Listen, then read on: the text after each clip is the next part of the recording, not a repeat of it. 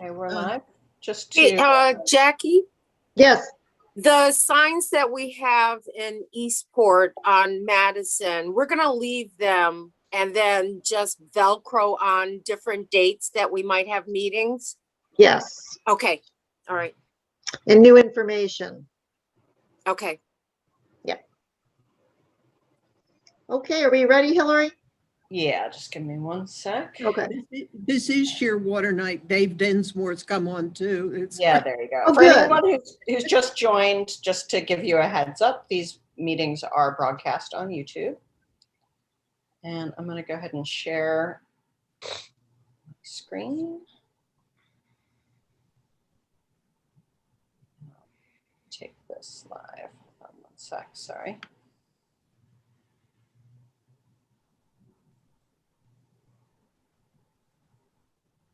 There you go.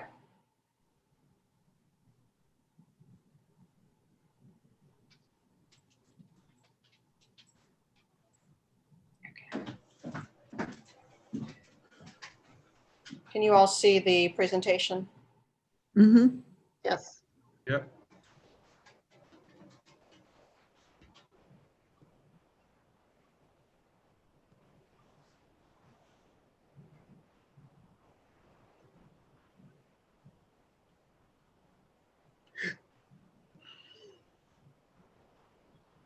So I don't know, Will or Jackie, do you want to Okay. talk us through it? I was waiting for us to go live. We're live? Oh, we're live, sorry. Okay, great. Good evening, everyone, and welcome. I'm Jackie Gild. I'm the Deputy City Manager for Resilience and Sustainability. And I'm joined tonight by Will Rao, who is a Senior Advisor to the Mayor and in charge of Community Relations, and Racine Hodo, who is the Environmental Programs Coordinator for the city. We're here to talk about Hawkins Cove and the plans the city has to improve and restore Hawkins Cove. I know that some of you, maybe many of you, have been involved with the other city community listening sessions we've held in the past couple of weeks. This is the last one we are holding before we submit the grant to the Chesapeake Bay Trust for funding of this project. The main purpose of these meetings is to hear from you, the community, those who live in Eastport and the surrounding housing complexes, about how you use Hawkins Cove, how you would like to use Hawkins Cove, what sort of improvements or amenities you would like to see at Hawkins Cove, so that we can design the project around your needs, your desires, and your views for Hawkins Cove, because it's most important for those of you who live there and nearby who would like to use it, who would like to know more about Hawkins Cove. Your voices are the most important to us, and to make sure that we are responsive to them and we're designing the project to meet your needs and desires. And this, we want to make sure we're engaging everyone of all ages and backgrounds in this process so that it's inclusive and it's equitable for everyone involved. This will not be the last time you have an opportunity for input. Once we submit our grant proposal for funding, if we receive grant funding, we will need to go into our design phase and come up with a concept. If we don't receive funding from this particular grant maker, we will pursue funding from other avenues.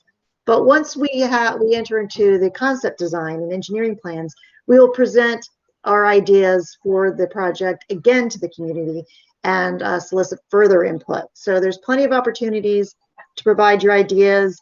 At the end of this presentation, there is a slide that provides my contact information. You can contact Hillary and Will and I, or anybody else in the city if you don't remember this information, and that information will get to me and we'll consider it as part of our grant submission. All of the ideas that we are soliciting from you are good ideas. We will take in all ideas and consider them and try to develop a consensus about what we decide upon to submit for grant funding. But we want to manage expectations. Not everything that you suggest may be feasible or allowed by regulations. You know, we're under we have to follow state law and the requirements from the Maryland Department of the Environment because we're within the critical area, being near the water, on the water. Critical Area Commission rules come into play, as well as the Army Corps of Engineers and DNR standards. So We will do our best to make sure we're responsive to what the community wants within the parameters of the grant guidelines and what is allowed by law and regulations.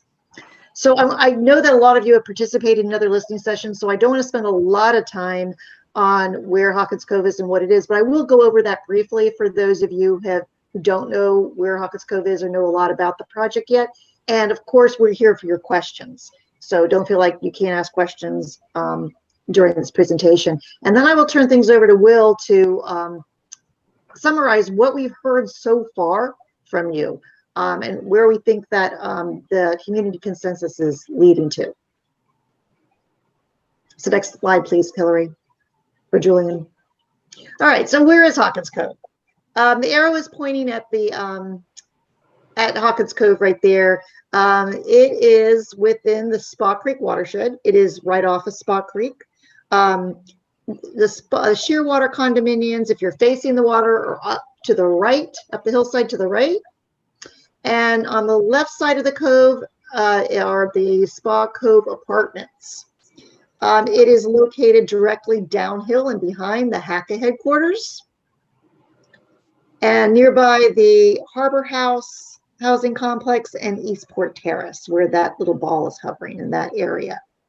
To the left of the Spa Cove apartments is Primrose Street, and the green area you see just across the street is part of Truxton Park, and all the woods over there are part of Truxton Park. So many people go back and forth between one side of Eastport and the Truxton Park side to get from one side to Eastport or to Truxton Park and back and forth. We're near the boat ramp, just around the corner from the boat ramp at Truxton Park as well. And there's a number of, you can see all the different housing communities in that area. So this is an area that drains about 92 acres into this one little cove. It's a pretty large watershed. Next slide, please.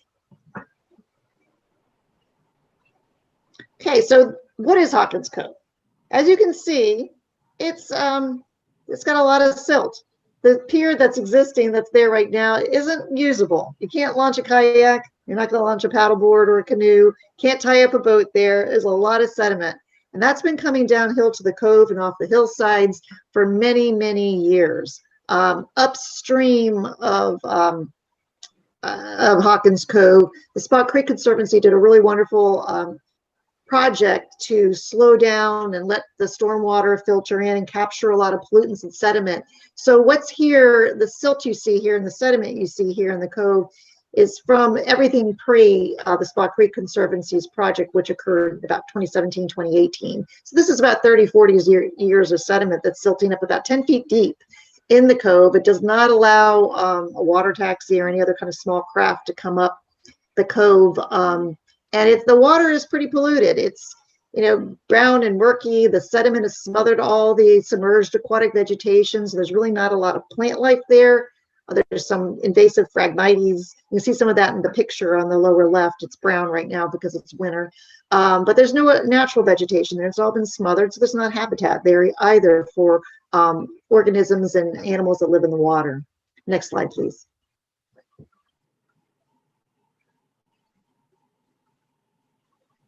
All right, so who uses Hawkins Cove? Well, many of you might use Hawkins Cove, and you might use it for walking your dog or running, walking. There's a picture of here some kids I ran into who are headed over to the skateboard park with their skateboards and bikes. So young, old, and everything in between uses Hawkins Cove, but they really don't come down to the water because the water is not very appealing.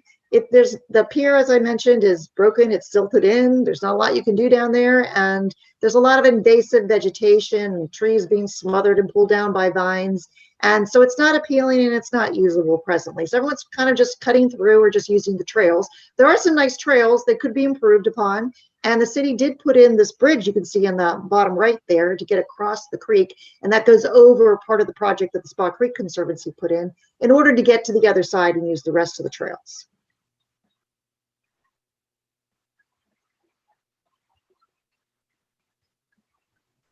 And there's some photos of some people out there sledding from, I think, last weekend or the week before.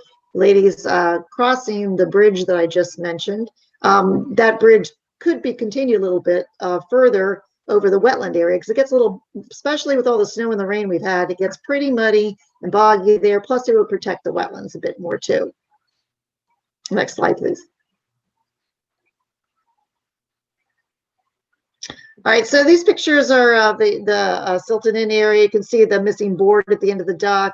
You can see how much, how far out the mud goes. And then the picture on the left-hand side of the screen shows what the landward side of Hawkins Cove looks like.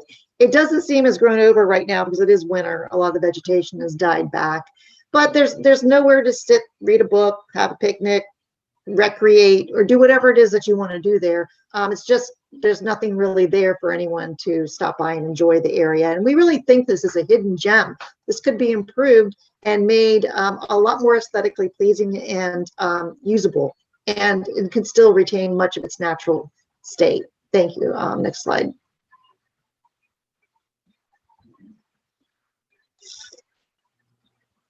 Right, so we have some pictures here of photos from spring and summer, so you can see what the shoreline looks like, but you can see how cloudy the water is.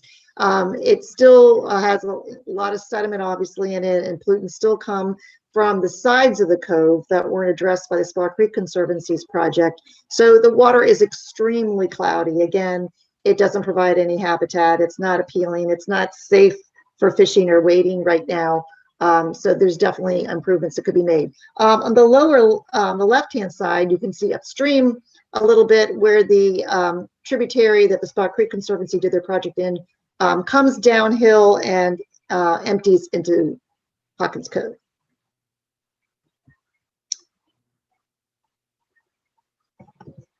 All right, so in our discussions, one of the participants identified 4 areas of concern, and I added a 5th because we may end up addressing these areas separately. It's kind of a good way to look at Hawkins Cove.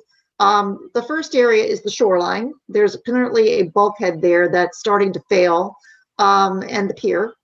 There are the wetlands that are part of near where we showed the picture of the ladies crossing the creek on the bridge, footbridge, and then there are the trails that go between Eastport and Primrose Street. Number 4 is the flat areas, we're calling it. That's at the foot of the dock, the picture we showed on the landward side, where it's just a bunch of brush and a lot of vines and some trees. And then the 5th area is what we call driveway. That is the very wide, partly gravel, part hard top driveway that comes down from the Hackett headquarters and goes down to the bottom of the hill. There's a pump station to the right of this driveway area and a couple little rain gardens Spa Creek Conservancy put in. And that area obviously is pulling a lot of stormwater with oil and grease and other pollutants and sediment down into Hawkins Cove. Next slide. So here's where you come in. This is where the envisioning process starts. It's what do you want to see? Some of these pictures we're putting here just so you get some visuals. Nothing has been decided. Again, we want to hear from you first, but we could add some natural grasses, a living shoreline, which is bringing back the natural function of the cove with vegetation, creating habitat, buffering the shoreline. There could be a kayak launch there. We could fix the pier. It wouldn't take a lot to do that. And we could have a beach area there. We could add natural vegetation, remove the invasive species and add some natural vegetation that would thrive there and provide habitat and be aesthetically pleasing. Next slide.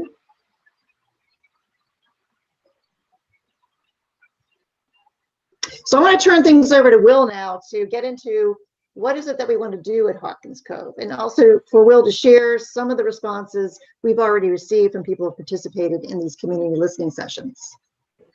All right. Can you all hear me?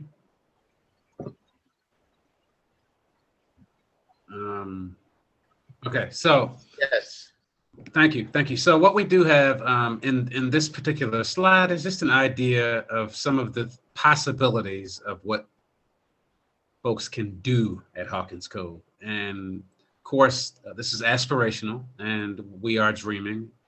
And, you know, a part of this process is, of course, in terms of engagement, is to spark our imagination, and also really as an exercise to look at what spaces can be used for.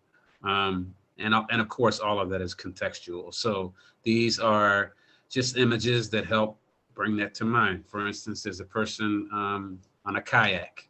And so, as Jackie just said, if there's a decision by community stakeholders that they would like to have a kayak launch, then remember that there are things that need to be done to accommodate kayaks, and we have to assess all of those things and whether they can be feasibly completed. So you have a kayak. The other is, you'll see an image of a rainbow and a bicycle with like a trail looking thing. And the awesome part about all of our trails, and Brian can speak to that, is what we're attempting to do is connect communities. And through this effort, we have an opportunity to not only improve the existing trails that are there, but we can make it much more explicit that they are a way for people on this side of Eastport's community to attach and to have access to Truxton Park and other areas. You actually can go around the entire city through that way.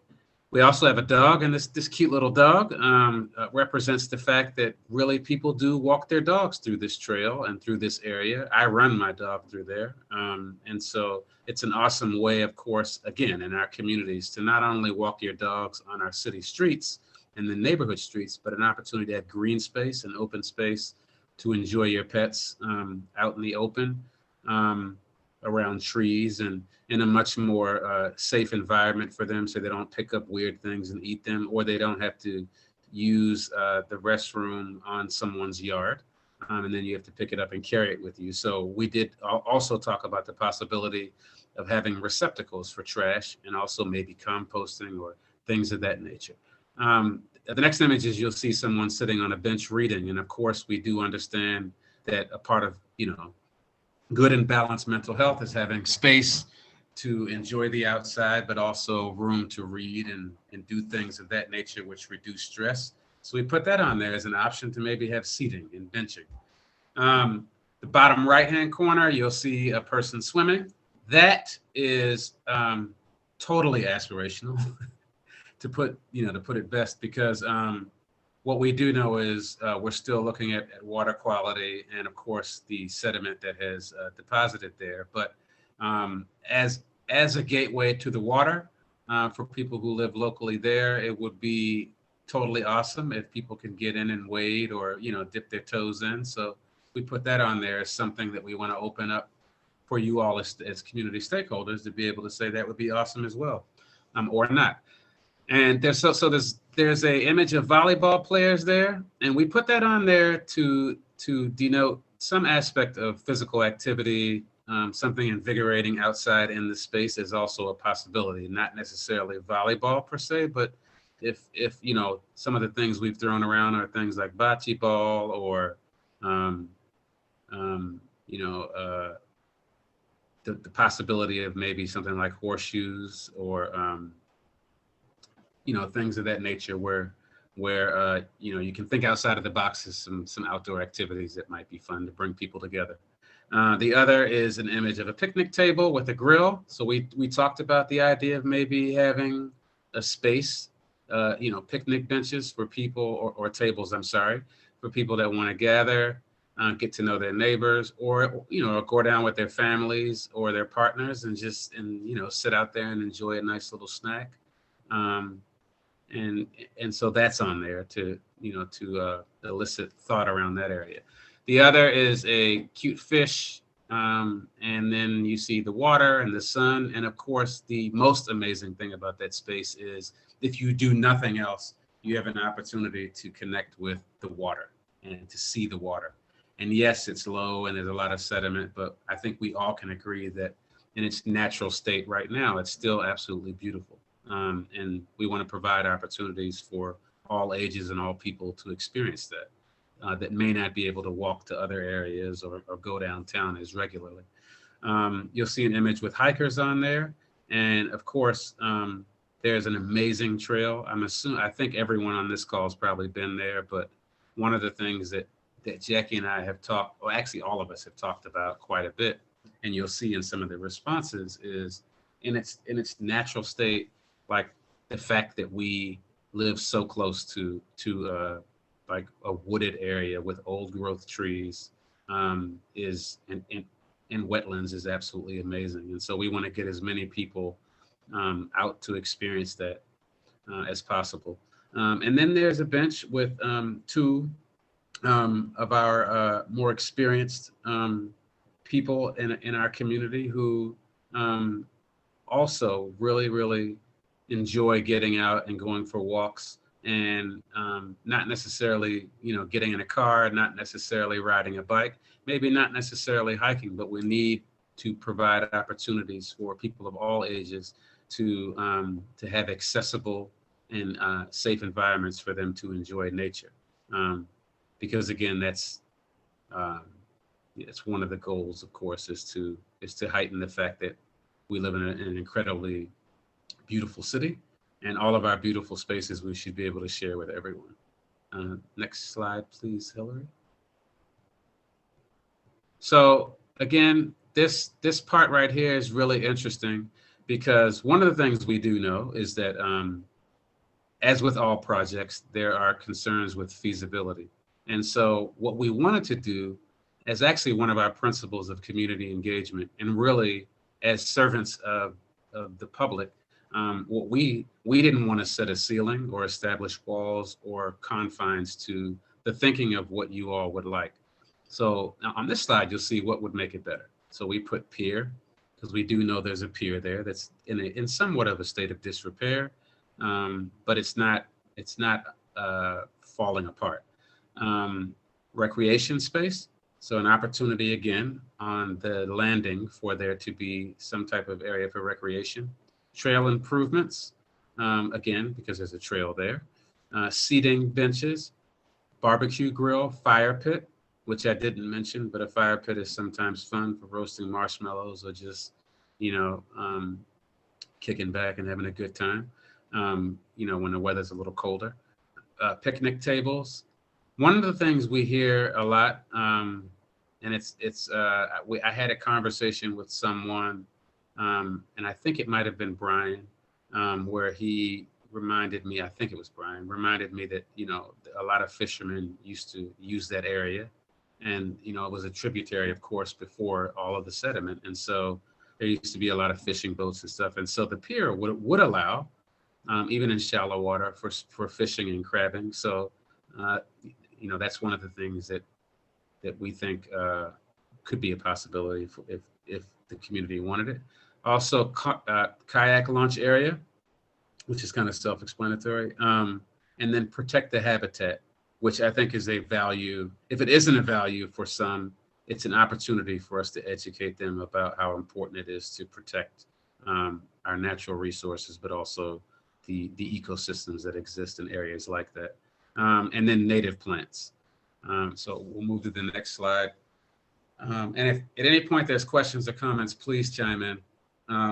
So this next is a piece that is of serious value to all of us involved, because we do understand that ultimately what we want to do is we want to foster future generations really treating our spaces better than maybe other generations have treated them. And this is no knock on other generations, but it's an opportunity for them to maybe pick up the torch and really support efforts to really protect our environment, which is like the gem of the city of Annapolis. So we focused on public education.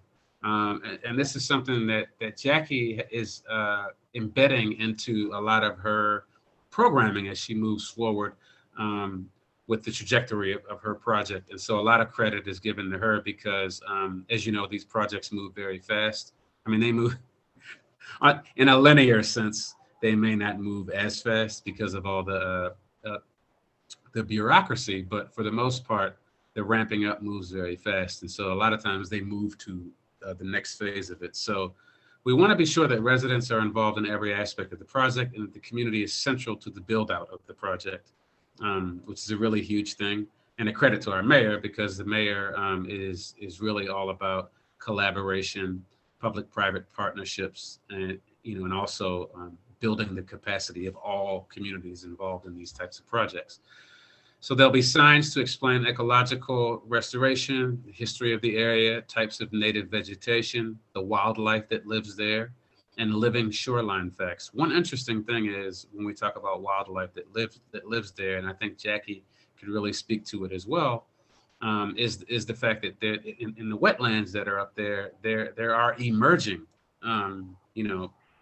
wildlife, that are springing to life and calling that area home.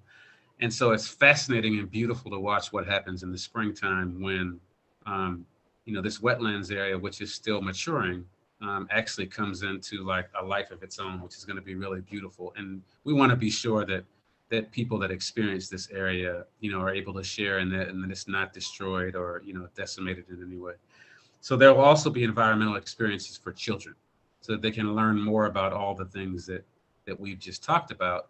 But more importantly, the fact that it is in actuality their surroundings. So we have to remember that it is also in their immediate world, right? And so we need to bring that in so that they're not living just around concrete and bricks and brick and mortar, and cars and pollution and everything. Next slide. Thank you, Hillary. So what have we heard? So the one thing we do know is that we had the opportunity, you all, of creating a survey and getting it out. And we didn't get as many responses as we thought we would get. And that's fine, because this is, again, a lot of this is pilot. And, a lot of this is honestly an attempt to find out how much engagement actually influences the outcome of projects like this. But also it's an opportunity for Jackie. It informs the work that she does as well, because it allows her to consider all of these moving parts. And she has a lot to consider already. But this helps because she doesn't have to repeatedly check in with individual stakeholders as much that would influence a project, because the hopes is that we're getting a nice rounded response and reaction and input from community members at all levels. So Hillary, there we go. Thank you so much, Hillary. So we asked these questions. Now, the first question was, how important are these features to you? And we, so some of the features that we put on there, and Hillary, you can slide the bar as I read, well, not on the side, but underneath the actual graph. Yeah, so I'm gonna read the first one. Expand the pier. We received overwhelmingly that's not important to them. And remember, these are responses for the people who responded. The next one was repair the existing pier. And interestingly, this informs us, because this lets us know that there's more interest in repairing the existing pier than it is expanding the pier at this point. The next is we asked about beaches and seating, how important those are, and we got twins, important and somewhat important, and not as much not important, but also not as much very important. So that's informing. Barbecue fire pit, overwhelmingly not important. And then picnic tables, we are, in terms of responses for that, not important. Protected wildlife, we got that is very, very important. I mean, that's huge. So that lets you know that, and that informs a lot of this. Kayak launch, it appears as though that's something that people are exploring, right? That the response is that it's important and very important. Not a totally, wide margin, but nonetheless, it does say that people are leaning more towards that. Access for boating. So this is an interesting one, because it shows that it's not as important, that there's access for boating, which is very, informs a lot. The next is recreation space. Not as important for recreation space. Trail improvements, very important to a lot of people, most people. Fishing, crabbing, I think that's about equal. So we'll take that as it is, which means that, you know, it levels out, and it's there, and that's low overhead activity as well. Parking, overwhelmingly not important. So we'll have to explore that as well, because that was something that was tossed up in some of our previous conversations. Bike racks, pretty much even on, you know, in that response as well. But I do think that, again, when we talk about putting things in, that's something to consider. So lighting, not as important to people who responded. Educational activities, that's kind of a mixed bag. You know, we see that, fortunately, I think that there was an interest in that, in that it's important. But there's also a number who feel that it's not as important. Signage, you know, important. Kid friendly, it looks like that's very important to people. Dog friendly levels out a little bit, but we see that there is an interest in it. And then the last one, I'm hoping the last one, because this is going forever. Drinking fountain, that's an interesting one because it doesn't seem to be interested in that. And a pavilion, overwhelmingly no interest in that. Garbage and recycling bins didn't seem to be too much up or down. Composting, not important, which is interesting to me because I thought that would be, I'd assume that would be something that would be rather important. So these last ones are really interesting because they don't encapsulate the entire thing, but this kind of helps, right? So just clean up the water, and overwhelmingly, it is very important. Now, leaving it exactly as it is, it leans toward the sides of that's not important. So, you know, we can infer and kind of look at a little bit of this to see what we get out of it. So I'll speed through the rest of it. Are there any questions about that first Yes, set of? Bill, I did have a question. In the set of bars after composting, it's not labeled, but it's indicated strong Yeah. interest. Yeah. what- If you click, Hillary, to questions, click to questions. Oh, it tells you right there. Okay. Under untouched, undeveloped green space. So keep, yeah, okay. Right. Good. So Right. in writing that question, the thinking for me was that it's different than saying like leave it exactly as it is. It's saying that that there's a possibility that we bolster the green space, right? That we make the area truly. Right. So, you know, there's not like right now there's it looks like a big cooler down there and a bunch of other stuff, you know, knocked around. So that could mean also that instead of development, that we're bolstering the living green space of it and creating, you know. But thank you for that. So the next is what best describes how you feel about this project so far. He wants water access, but Where did you see that? well, so many of those questions that had a very high green bar, meaning not important, right? Yep. That was surprising to me because everything we hear is we need more water access, but it doesn't seem like anybody wants water access. You just want to leave it silted in and overgrown and dilapidated dock. It just was unusual to me to see those answers. I think so. I'm not particularly an analyzer, an analyst.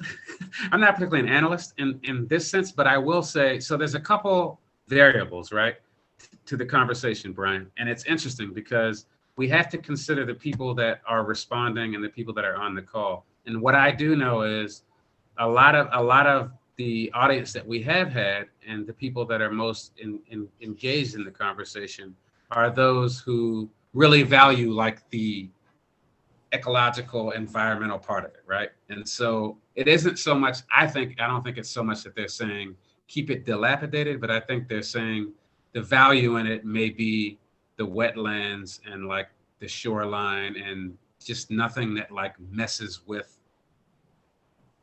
you know what I mean? Nothing that messes with what is naturally there. Does that make sense? Yeah, that makes Yeah. sense. Yeah, that's kind of what I get. And in terms of, so the last thing I want to say about that, Brian, and thank you for this, is in terms of water access. And Jackie, actually all of us, me, Hillary, Jackie, Racine, like we talked, and Eric, we talked about this a lot, because when we say water access, there's several different ways that can be applied. So we have to unpack what people really mean in specific spaces by water access, right? Because one could say water access for some is being able to go to the water, right, and sit on a dock or sit on a bench at the water, as a space that's public and a space that's open to all and accessible. But to some groups of people, it may mean literally launch a kayak, get on a boat. You know what I mean? Like what, jet ski, stuff like that. You know what I mean? Yep. So it's really it's fun because we also get an opportunity to unpack what do people mean by, and Brian, that's really good, because that may be an opportunity for a question for another survey, right? As we move on to find out really what people mean by water access, their expectations around that. So I'll move on. Are there any other comments about the first one? I just, the people who filled out the survey probably have been involved in the process in the last couple meetings. And I think Jackie's done a really good job as you managing expectations, and the reality today now, and in sort of what I think we're working on phase one is we got a mud flat. Yep. Phase two may end up being, well, now that we've brought people down, there's a great demand. Everybody wants to get in the water and get out on there. And so now we're going to go find millions of dollars and dredge the coast so we can do that. But I think we're working on what you asked us for, which is managing expectations. Mm-hmm. And if you got a mud flat, you can't go splashing in the water. Yep. And remembering that because the awesome part of this is we also have partners, and we also have you all, which is the greatest resource that the city has, is you all, right? And so the other part is understanding water quality, understanding, right, what else is happening in the watershed, like all of that, right? And so you're right, it's building blocks, and that's the managing expectations part for Jackie that gets to be challenging, because she has to consider all of those things and balance all of those things, and there's a process to that. So, and also some of this stuff costs, $1 million, to actually really do. So what best describes how you feel about this project so far? And what we did was we asked them to click all that apply. Overwhelmingly, the 35.7% say support, but I still have questions.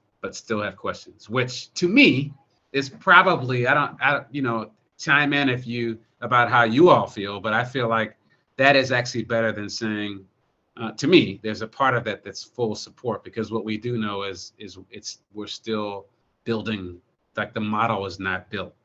And so a part of this process is everyone should have more questions, because we have more questions, and that's what leads us to the next part. So this is good to see.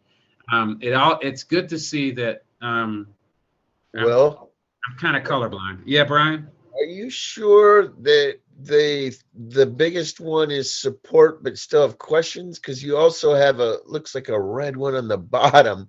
I think that's red. No, I think that one is like magenta or something. Oh.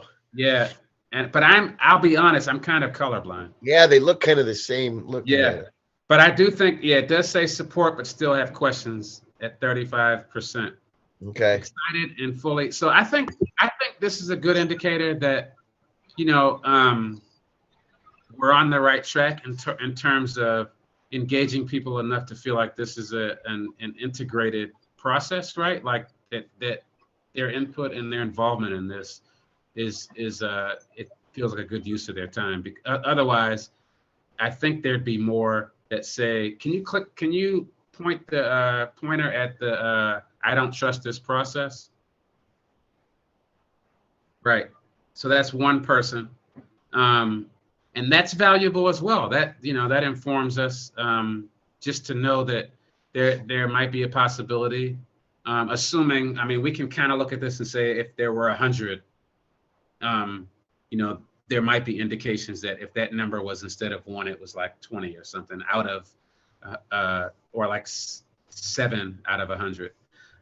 So I do think that there's this data, this information helps us fine tune, how we move to engagement and processes. Is there any other? We had 1,400 instead of 14 responses because there's probably 1,400 that live within 4 blocks or 5 blocks. I know, and we really so Jackie, is Jackie still on? Because I know she might have had to jump off, but I know one of the things was she had mentioned wanting to get a survey out to other stakeholders. And I do think, Brian, to that point, I do think it would be really awesome if we really tried to get it, and not just people that are involved in this Zoom, but maybe get a survey out, right? And find out like all the surrounding neighborhood as best we can, right? To get some good feedback. I think that would be awesome. I'm here still, Will. Okay. I'm here. So I was talking about the Navy stuff, or just using a survey to find out kind of where they are also, and how useful that might be. All right, so the next one is how important is, I promise I'll speed through you all. I always say that and then it goes over. How important is equity and inclusion in both the planning process and the results? And so it looks as though, Hillary, can you move the cursor over so it looks as though there's, I don't even know what the last bar is, unfortunately. Oh, 4 was the greatest. So I do think that there appears to be value in using an equity lens and utilizing an equity lens and focusing on inclusion. And remembering when we do say that we are literally talking about everyone. So there's a long list of what we mean when we say that. We don't just mean ethnicity or socioeconomics. We literally mean everyone. Okay, so the next is, how do we ensure that Hacker residents are central to all plans related to Hawkins Cove? There's a lot of feedback on this, 14 responses. I like this because it's a little, it's kind of qualitative, and it allows you to kind of sort through it and find out and get really good raw feedback. So I'll read one of them. Can you go up to what the question is again? How to ensure that Hacker residents are central to all plans related to Hawkins Cove. There are many communities along Hawkins Cove whose views should be considered. This is a natural habitat that should not be ruined by overdevelopment. The city should be spending more time clearing ivy off the trees, as the trees that are essential to helping prevent. There are substantial erosion taking place too. Okay, so you did what you could in the time allotted. You've got decades of disenfranchisement and distrust to cut through. Do what you can, but don't expect miracles. All parties need to be included. I would like to see a group representing blah, blah, blah, Harbor House, Eastport Terrace, participate in this discussion. This is all really good information to me, or to us, and it informs us, and not just on this project, but it really helps us understand how people are viewing in the engagement part of it. So thank you all who did respond. So the one thing I want to point out is someone says their input should be weighed higher than others. And this is the balancing act also of when doing things of this nature, of really remembering like all of the moving pieces to it. And it gets a little bit difficult, but the one thing you can count on is that the engagement part helps with that in terms of it being weighted higher. I think part of the issue with equity and inclusion in a lot of the stuff that we do is getting people in the room. So when you get different people into the room, then it doesn't completely level and equal the playing field, but it means that I know that Jackie is listening to every response, and I know she's considering everything that anyone says, regardless of all those other things. So I do think I agree with the part about getting them involved and having them represented, because like that's, a key part to it. Lastly, I'll just throw this one out because I think it's really good about evening Zoom meetings, because I agree with that comment that was on there. And that's tough for us because it's inconvenient, a daytime site visit, because I'm sure Hillary can say the same thing, because we hear the same thing about daytime meetings. It's almost inverted, right? Where they're like, daytime is hard because people have, so I don't think there's really ever really a good time that works for everyone. But we just have to be mindful of like a time that accommodates the city schedule and staff, and also just trying our best to meet people where they are. So we can always improve at that. So what else do you want us to know? City should help with the serious erosion. Okay, we read that. That's kind of, that gets to the part of, please do not do this. The city is already overrun with development. We totally get that. Speaking of entrenched distrust, humans have a long history of draining wetlands for their own convenience. I think any trail component of this project should focus on leading pedestrians away from the wet areas rather than trying to make wet areas safe. That statement is not, someone had said that before, that statement is not motivated by the direction of last night's discussion. Everyone seemed to be on the same page, or at least adjacent pages. True. The health of the cove and its water, both quantity and quality, is paramount. And I think we would all agree with that. They further say children from this neighborhood being picked up by boat and taken out on the bay is enormous. This would have an overwhelming impact and shape lives for generations. Another said, I heard there was talk of paving. That would be a bad idea with respect to stormwater runoff. All right, going down. I kayak a lot in the cove. It is rare to find a quiet spot with abundant wildlife, and I would hate to lose that. I'm anxious to provide water access, but prefer Ames Garrett Park as a model as opposed to something with more recreational facilities. You have to meet ADA requirements, so that shouldn't even be in the survey. You should consider 1 or 2 handicapped parking spaces at the launch spot, but similar to the Truxton boat ramp. Okay, and this is in Hillary's wheelhouse as well, but this is useful information and good stuff to know. So, number 1, critical that public use and environmental quality improvements go hand in hand. Finish and/or repair stream restoration work. Water quality. Okay, we're on that. We understand that. Explain the problem, how it developed, and how you hope to solve it. Explain this for those who are not on your steering committee. Okay. And we generally don't have a steering committee. That would be everyone. Before anything else, I believe we need to primarily help improve the health of the overall habitat in Hawkins Cove by removing the sediments. Okay. Without fixing the sedimentation issue, adding things that the community can use will just be a facade to the root of the issue, which is fixing the effects of urbanization in Hawkins Cove. All right. Someone proposes using resources of DNR in their grants program. Another says Hawkins Cove is too shallow and narrow for anything more than paddlecraft, canoes, kayaks, and stand-up paddleboards. Lastly, on this one, once the area is improved, an O&M plan with funding will be necessary. Consider incorporating the area into Truxton Park. Most important is a well-maintained boardwalk trail to Truxton Park where existing recreational infrastructures already exist.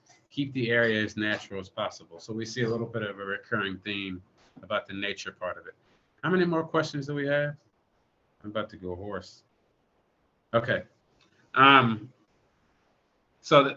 Luckily these are short. So where do you live? And we wanted to gather this data not for any like filtering purposes or to minimize anyone's response, but just to get an idea of where some of the respondents were coming from. And we do see that they are a lot of the areas abutting Hawkins Cove. So that's good stuff to know.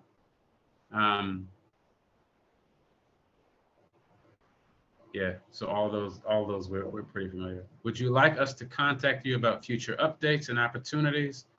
And overwhelmingly, yes. I think that's probably one person again who said no. But I think I probably have their contact information, so I can check and find out what type of information they would like to know. All right. Are there any questions about our the findings? No.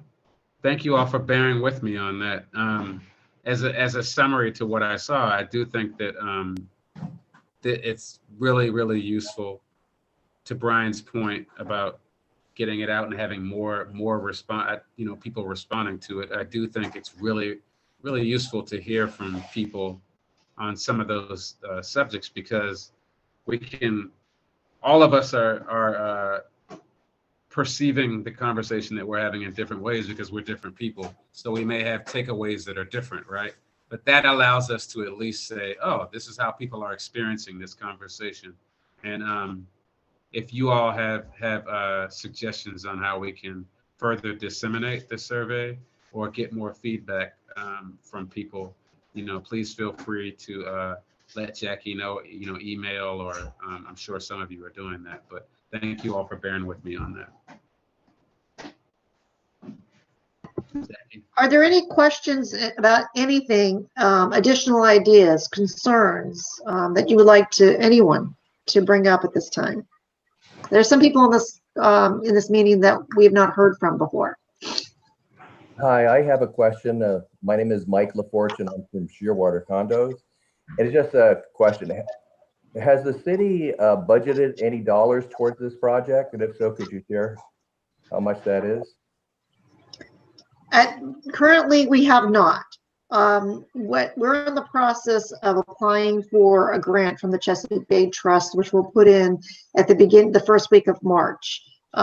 We'll be talking to the trust once I get this information distilled from these meetings and think about what the scope of the project will look like. We'll talk to the trust a little bit more about how much money exactly we'll be applying for the concept and engineering design and some implementation. So it could be in the range between $60,000 and $100,000 what we'll be applying for. Now, that may not take care of everything we would like to do there. And our design will be, the ecological uplift part of the design will be designed around what the community input is. So around the pier, or keeping things natural, working on trails. And we may not be able to do everything at once. It might need to be a phased approach where we fund it in steps and phases. Someone else mentioned that earlier. However, we do have funds through our Watershed Restoration Fund, or the rain tax as it's sometimes called, to do restoration projects, and we are doing restoration projects with that money, starting with the Back Creek watershed, and also then the next phase would be in Spot Creek. So we do have other funds we can use for this project, and we can seek other grant funding as well. So what the tag, or this price tag will be on this will really depend on the design and what features we're including in this design. Obviously, we are going for restoring the natural function of the cove. So one probably predominant feature of it would be replacing the bulkhead with a living shoreline and natural vegetation, taking care of, that may take care of some of this, the filled in area, the area that's filled in, that is, with sediment, because a natural shoreline would extend out 30, 20 feet into the area that is filled in with sediment right now. So it depends on how much money we can get from the trust, how much they would fund it for, if they fund it. And then if that doesn't work as far as a funding source, what money we would then use out of our restoration fund. Thank you, Jackie. Just a follow-up question, if I may. Is there anything that's off the table, such as dredging? Is that something that has been decided that will not occur? No, that's not off the table. So if it becomes a component of the project because of what the community wants there, or because it's necessary as part of the ecological uplift portion of the project, that could still be on the table. Whether we would have to fund that separately, you may know that the county does the dredging for the city. They do the county dredging and the city. We may be able to involve the county, although Hawkins Cove is not on a priority list for the county at the moment. It has been suggested that it would be convenient to have a water taxi at this location. That could not happen without dredging. The channel just, even if we extended the pier, we can only extend the pier so far too by Army Corps of Engineers, Critical Area and MDE requirements. So dredging would probably be necessary if we're going to bring in small craft, including a water taxi. Thank you very much. You're welcome. Jackie, this is Jennifer Casey. I'm a resident at Shearwater along with two other units in our family. So we have three properties over here, and I'm wondering, from just listening, this is my first. I'm fairly new to the area, so this is my first time listening tonight. But I'm wondering, it seems to me that what I'm hearing you say is that you'd like, the survey and these meetings have been attended somewhat sparsely and not necessarily a great representation of the residents around Hawkins Cove, the abutters. Is it not possible to literally get a questionnaire door to door, a flyer dropped off at doorknobs or through the U.S. mail, if we can trust that? Is it not possible to actually get something to all of the abutting residents of Hawkins Cove as an attempt to have a better representation as you move forward? Because we definitely want better representation. We want more community input than what we've received to date. This is a good starting point, but it's not reflective of everyone who lives in the area. And there were flyers distributed, I don't think to all of the housing complexes surrounding Hawkins Cove, but I'll let Will address that because he was he kind of spearheaded that effort. Okay. Yes. So I did flyers. They were Spanish on one side, English on another side, and I took them to all of the houses along Madison. I didn't go to Shearwater and I didn't go to Hawkins Cove. And the reason why is because we had already connected with their housing association, or their community associations. Okay.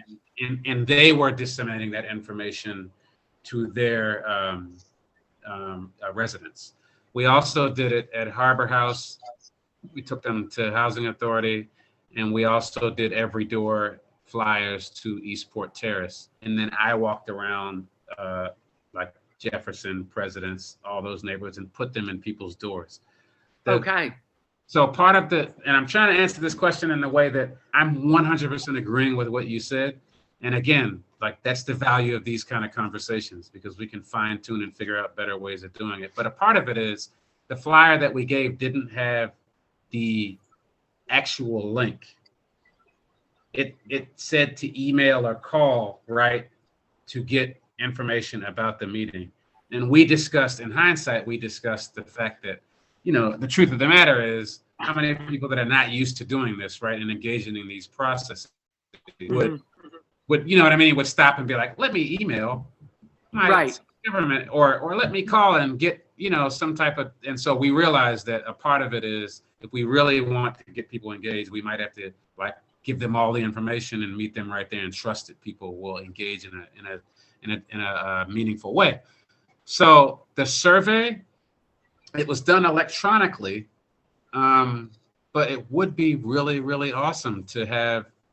I know Hillary has probably the most comprehensive database, but the challenge with that is for some of the communities that we really need that are less lower hanging fruit, it's harder to connect with them.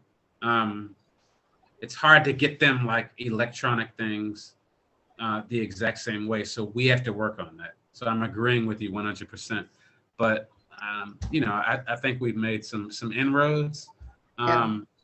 We should do that though. I'm hoping when we so we'll apply for this grant. We'll have a rough concept in mind when we apply for it, and then it'll be another month or so before we hear back. We'll be getting into spring, into some better weather, hopefully no more snow or ice. And this is my hope, is that we would be able to put a concept design on a large sign that we could, and have a COVID safe gathering at the Cove and get information out to everyone about the project and about gathering, so that people could come down and see it, and then see the concept design against the actual, conditions there live. And I think that kind of thing really generates discussion. Now, obviously, we have to do this during daylight hours, and it may be later in the spring. But I think that would really get people talking and really get some great ideas going. But we really have to be COVID safe too about how we do this. So COVID has kind of limited us in some ways. Jackie, I just thought about something. We had talked about, and Racine also. Remember, we had talked about the possibility of doing a QR code, although everyone doesn't. Like, I'll be honest, I totally don't understand how that technology. I'm showing my age. I'm like, what is this? But like putting a QR code, you can do that and have it linked to a bit of a survey, right? Right. Yeah, right to it. So people that are walking on the trail, which are usually, for the most part, neighbors and people that live around there, right? And maybe, so that might be a way also have a consistent feedback loop. That's a great idea, Will. Yeah, we just keep getting them, right? And we'll have a page now dedicated. Oh, am I muted? No. We'll have a page now dedicated to Hawkins Cove. So there will be links to these meetings that people can watch, the ones that have already happened. They can take the survey. They can do all of those things. And I would agree with what Jackie said, that generally the bulk of the public input comes after there's something on the table. There's folks that are using the place and are real nearby are going to come out and give us their opinion now.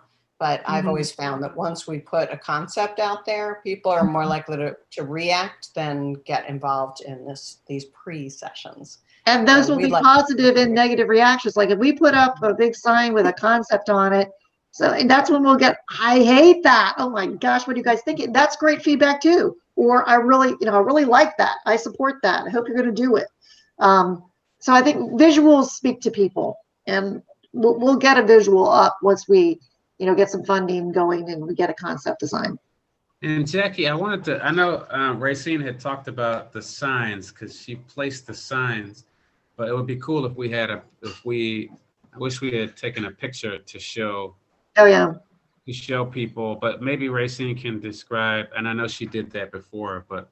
If I can share my screen, I can show the sign. I can show it. Okay. But it'll take me a moment. So go on with what you're talking about.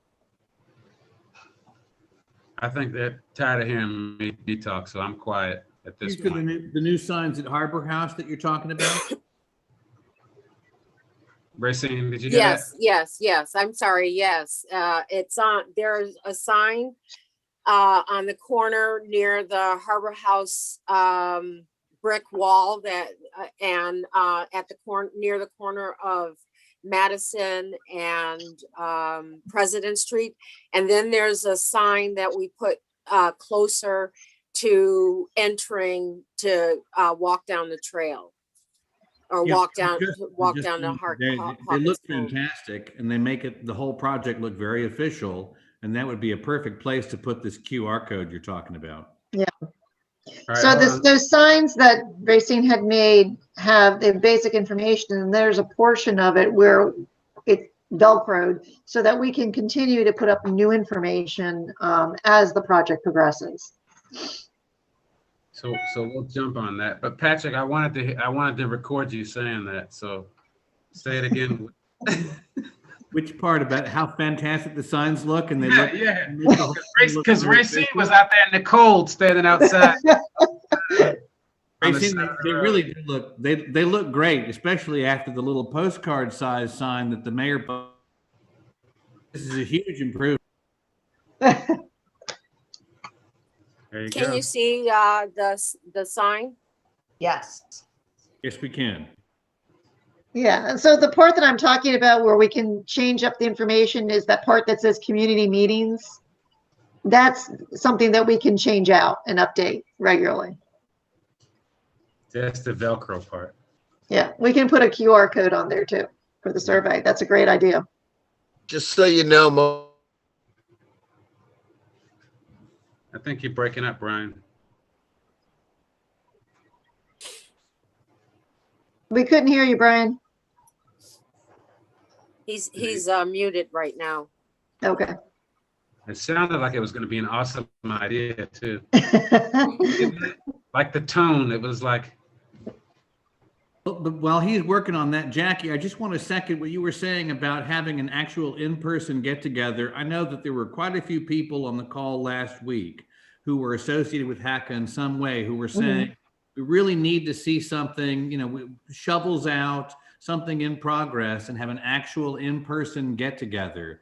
And there is that flat space down at the bottom of the watershed at the foot of the dock, which is perfectly suited for some kind of informal cookout, picnic, get together. So you're right. As soon as, the weather and COVID let us do it, I think that's the kind of thing that would really get the neighborhood drawn down there and more invested than they currently are, which is already a lot. I mean, I see there are guys, people hanging out there all the time from Harbor House.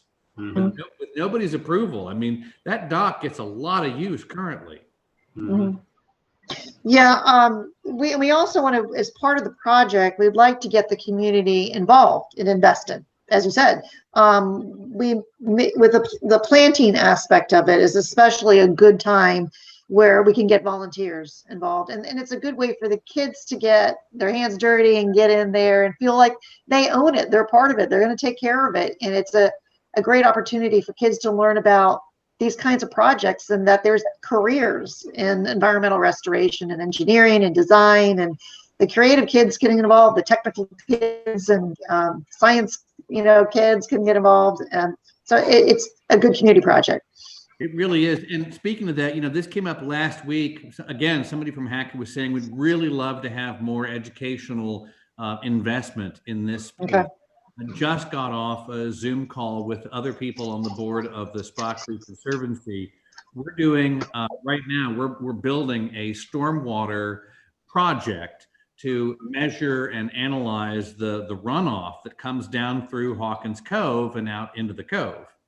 And I talked to Tammy, who is the lead scientist from the community college, about community involvement. And she said she would love to have, if there are any neighborhood kids that want to go out there with bottles and collect samples and help add to the data set, that's absolutely something that we can accommodate. Okay. That would be awesome. So you're trying to look at, do you have a baseline on that? Or are you looking to see how much the RSC system has improved the water quality down there? No, I don't think there's a baseline for the stormwater runoff. I think that and that's the whole point of doing this project, is to establish a baseline, because we've been doing water testing in Hawkins Cove, at the end of my dock, and then 12 sites up and down the creek. We've been doing that forever, but they've never looked at, specifically analyzed the runoff of any of these tributary creeks.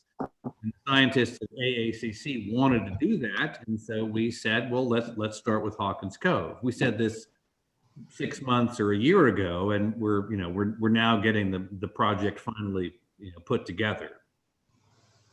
Okay, great.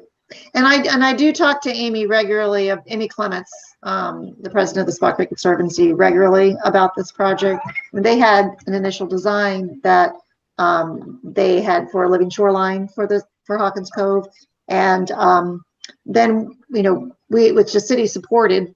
And there was going to be grant funded, but when we decided, let's take a step back and do this in community engagement and with Peace First, the Spot Creek Conservancy decided they didn't want to do that part of it, but we're still partnering with Spot Creek Conservancy. They have a lot invested. They have a lot of knowledge about Hawkins Cove, and we want to continue to work with them. I'm aware of that, and I talked over the whole thing with Amy. I've been kind of out of the loop until just recently, and yes, exactly what you said. And frankly, I think it's the right move. I mean, this is a much bigger and more complex project than something that's the Conservancy is set up to handle. And I frankly, I think it really is much better that the city is driving this train, because there's so many different components to the project and so many more different communities there that need to be involved in it. So I think we're totally on the same page. Okay, great. Yeah. Thank you. I appreciate that. But we definitely want you guys involved in this and be a partner with us. Here we are.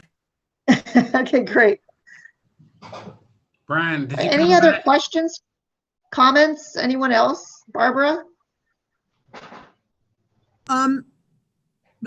The theme from your survey, the takeaway I get is, is reflected in the conversations we've had before, which is the habitat, the existing environment, the wildlife there is just, it's so amazing. And it is a space that whatever we do, we need to be very respectful and very certain that the improvements we make are not to the detriment of what we value, which is the habitat and the wildlife and the trees and the tributary and stuff like that. Are you, in your proposal, and I don't know how you'd go about doing it, considering doing an environmental assessment before, as sort of step one, to assess what is there now? So, which I think would be great baseline data, and also a way of being sure that, if we develop the flat land down there, that's where the pair of blue herons hang out and do their thing and make babies. And, we don't want to be in a position of messing around with that very important part of our waterway. So, or the turtles or the snakes or, pair of ospreys that come in and Barbara, I do think, I agree. But I do think that also points to the fact that we do need to engage more people to respond to a survey of sorts. Yeah. We have, right. So we have a larger pool because it may support that. Right.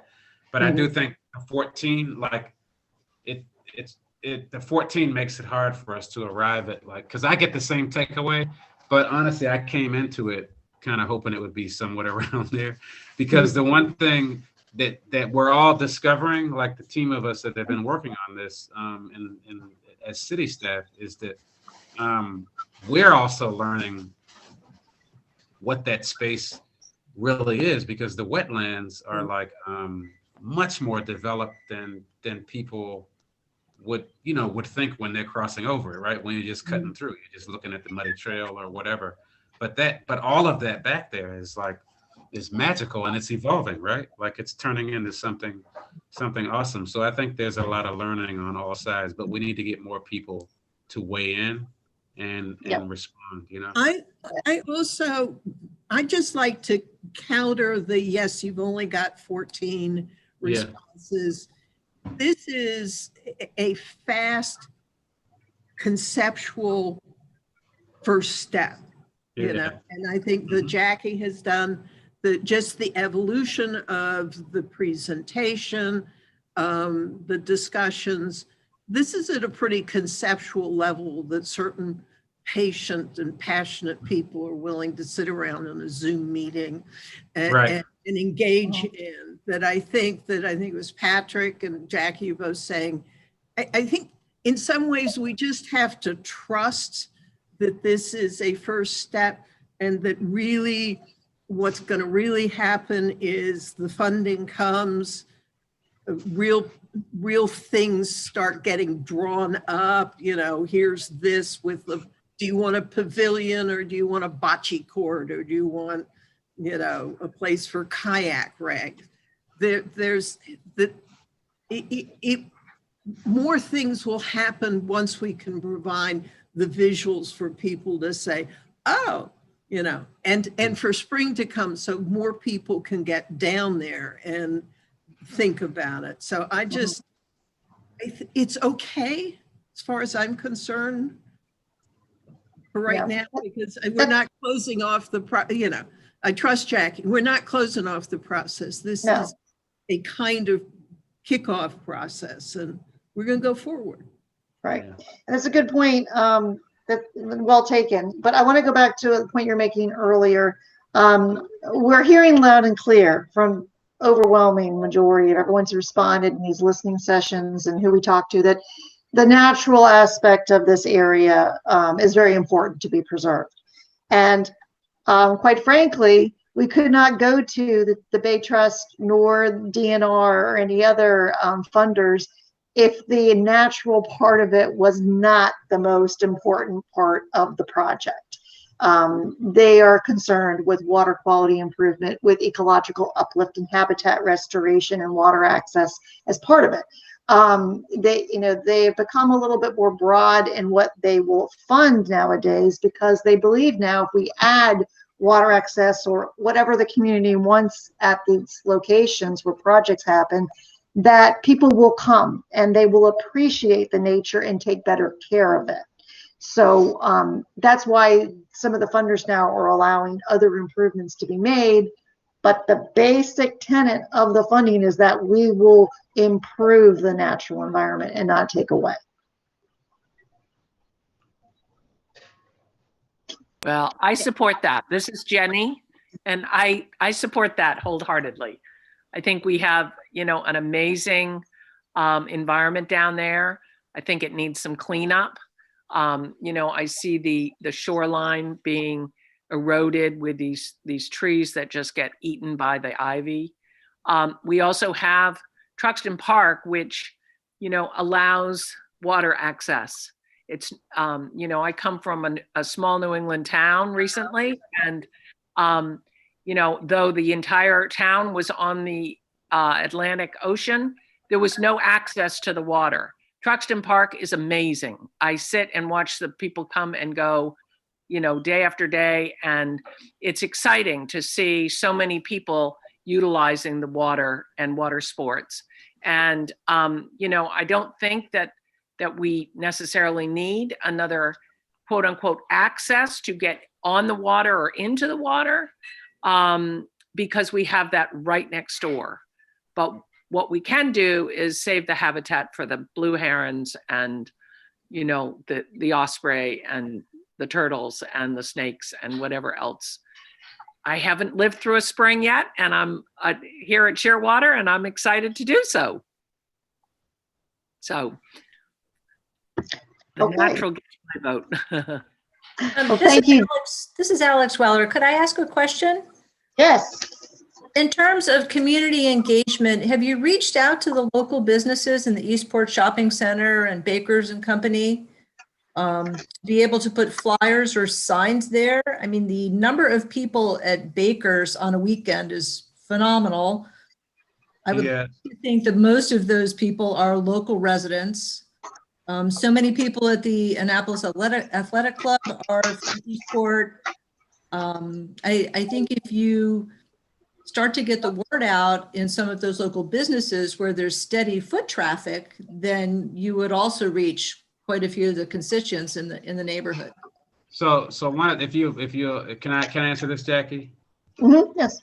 So thank you for that. That's usually how we disseminate information for larger citywide programs, activities, services. What we find, it was intentional to begin with honoring those residents and those people who live immediately adjacent, around, near Hawkins Cove. And the reason why is because what we know is anywhere you live in anyone, it would be very hard for us to filter out someone from Hillsmere who's passionate about the water or passionate about access and weighs in on this process, thereby eliminating, or for the most part, allowing us to move them to the same level as someone who literally this is their shared and lived environment. And so we wanted to, essentially honor the residents who are right around that area. And I'll say that because I live on Wells, which is a couple blocks away. And we didn't even do outreach to people on this side of Wells. And the reason why is because it would concentrically, it would just go out into the entire city, and then you would have everyone weighing in before we hear from people at Shearwater, before we hear from people in those areas. So it's a good suggestion. We normally would do that, but we didn't want people from Baltimore, DC, and people visiting and everyone weighing in on something that we thought really it impacts the direct neighbors first. Does that make sense? Absolutely. But the foot traffic that comes down Madison to Eastport Liquors is pretty steady. So you do have some businesses that have a tendency to capture a lot of the local residents. Yeah. I don't know if what I said helped, but essentially what I'm attempting to say that it was very strategic to use the model of reaching out to what are the actual, like, in proximity, the stakeholders, right? Who anything that happens, we need to be sure that they're a part of the process. Patrick, if I can, I want to pick up on something that Barbara was talking about with the wildlife study, and maybe draw it to a finer point and get a little takeaway from this meeting. We've got water quality studies historically and future up and down the board for Hawkins Cove. So that's taken care of. Wildlife, not at all. And this strikes me as something that really get the community pulled into walking around the Hawkins Cove watershed. If you guys solicited on your website, we're trying to identify all the different species. We all know that there's barred owls and deer and heron and all these fabulous animals that live in Hawkins Cove. If you guys said, we want you to upload your photographs of all the different animals that you see living in Hawkins Cove, so that we can get a sense of who's living there now as part of our baseline study of the wildlife population of the Hawkins Cove conservation easement before we even do this project. I think you would get a bunch of people going into the easement and hiking around with their cameras and taking pictures of the wildlife and experiencing what's there and experiencing this fabulous wild area and appreciating it. Simultaneously, we'd start to get a survey of the different wild species that are there currently. What do you guys think? I mean, this would be free. It's a great idea. I think that's an awesome idea. That's a part of that educational part of it as well, right? And then you can even get buddies. You can even get like you can get a buddy. So you and I would go identify a younger person or something, right? And say, and take them out. Right? Yeah. So that would be awesome. Great idea. Yeah, that's something I can work on with the CVPIO. It's easy to get out. It's a fun thing to do. It's a fun thing to do. It gets the community involved, and it's got great impact for when you're pitching this. When you're pitching this, to grant writers, right?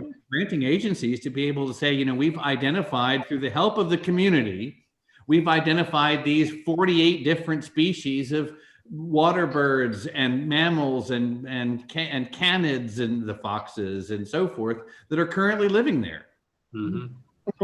Yep. We can partner with the Conservancy. Or they could also put photographs of amenities that they see in other places that they think would be great down there. Okay, Gavin.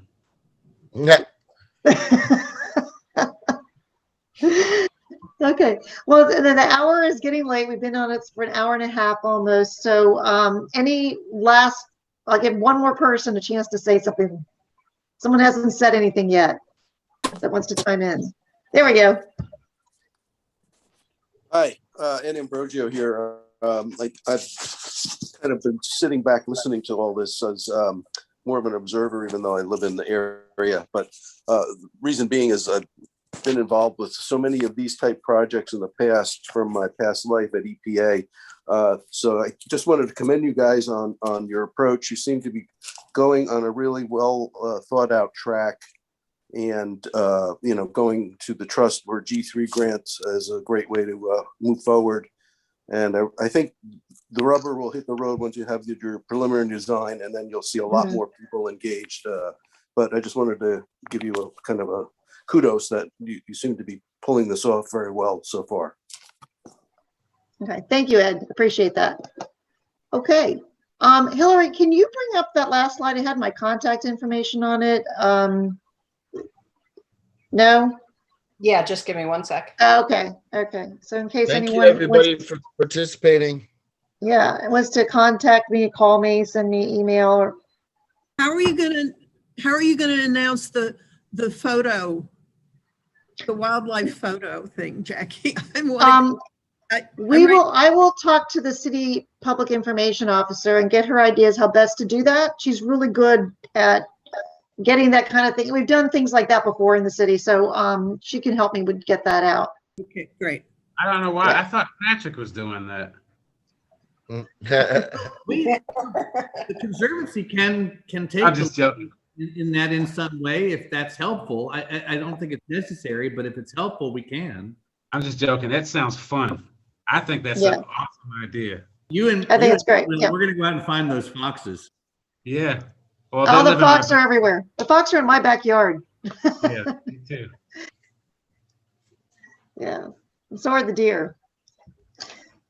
Okay, everyone. Well, I want to thank you so much for our participation. Fantastic ideas once again from everybody. And keep them coming, and tell more people in your communities about what we're planning, and keep sending us your concerns, your ideas, and any questions. All right. Thank you, Jackie. Thank you, Hillary. All right. Thank you, everyone. Have a good night. Be safe tomorrow. Yes, lots of luck tomorrow. All right.